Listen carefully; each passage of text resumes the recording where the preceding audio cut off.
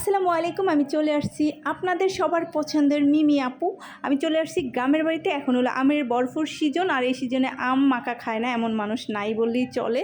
তো আমার আম মাখা খেতে খুব ভালো লাগে। আমি পাকা আমের থেকেও কাঁচা আমটা মাখা খেতে খুবই পছন্দ করি।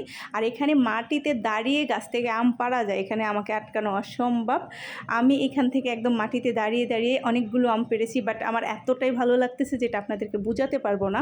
তো আমি এই কাঁচা আমটাকে খুব ভালোবাসি, আর নিজের হাতে পারছি, এটা তো আমি এখন নিজের হাতে বানিয়ে খাবো, এটা তো আরও অনেক অনেক আনন্দের বিষয়। তো ভাবলাম আপনাদের সাথে অবশ্যই শেয়ার করি। তো আমগুলোর আমি একটা বলের ভিতরে নিয়ে আস্তে আস্তে ধুয়ে ফেললাম, আর এখন একটা কাটারের সাহায্যে আমি এখন আমগুলোরে ছিলে নিলাম।